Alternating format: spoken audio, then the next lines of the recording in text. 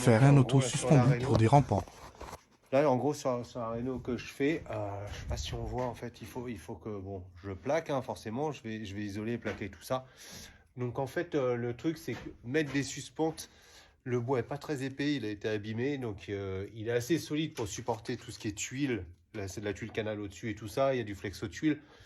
Tout ça, il n'y a pas de souci, mais pour éviter de rajouter une charge encore en plus sur toutes les traverses, pour éviter, là, sur ces chevrons-là, pour éviter de rajouter une charge, j'ai décidé de faire un auto-suspendu. Ça veut dire que je vais me récupérer sur les grosses poutres qu'il y a d'origine. Donc là, on est sur des sections, ça bougera pas. Et du coup, on fait un auto-suspendu là-dessus. L'auto-suspendu, en fait, ça veut dire qu'on va mettre un rail de chaque côté. Vous voyez, là et là.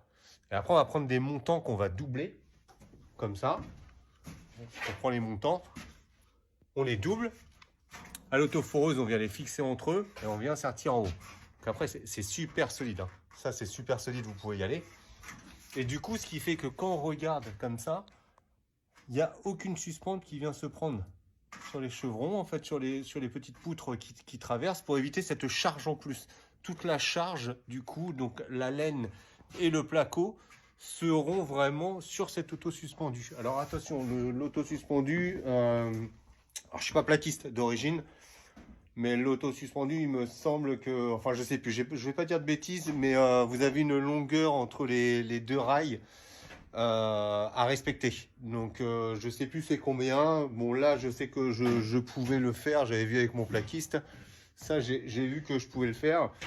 Et ce qui est pas mal, c'est que du coup, après, quand vous avez des Velux, bah, en fait, vous prenez, vous présentez vos montants. Je sais pas si on va voir comme ça. Là, vous avez présenté vos montants et ça va me permettre de faire vraiment mon réglage pile poil pour mettre le placo autour du Velux. Et j'aurai juste à mettre un montant en traverse pour mettre le haut. Je vous montre comment on fait là les deux montants avec l'auto-perfo. Je vous montre ça. Donc là, j'ai mis là tous mes traits rouges en fait qu'on voit, que ce soit en haut ou en bas, c'est tous les 50. Comme ça, je mets mes montants tous les 50. Allez, je vous montre.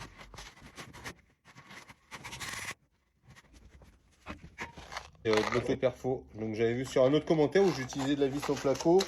Bon, il y a les gens qui critiquent ou c'est pas constructif, c'est de la critique gratuite. Et il y en a qui m'ont conseillé d'utiliser plus ça. Donc effectivement, j'ai acheté ça et c'est de l'auto-perfo exprès. Et du coup, j'utilise ça. Et merci pour ceux qui m'ont donné le conseil d'utiliser ces vis-là. Au moins, ça sera nickel.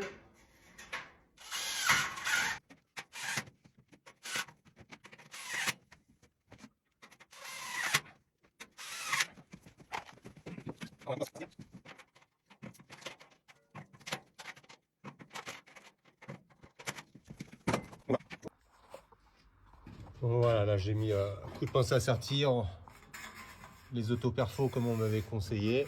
Bon là j'avais besoin de l'escabeau donc je vais sortir en haut.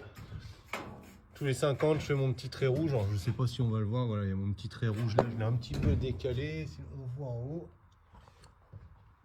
Et comme ça voilà, après c'est parfait. Et là, bon il n'est pas sorti en haut mais déjà c'est bien solide.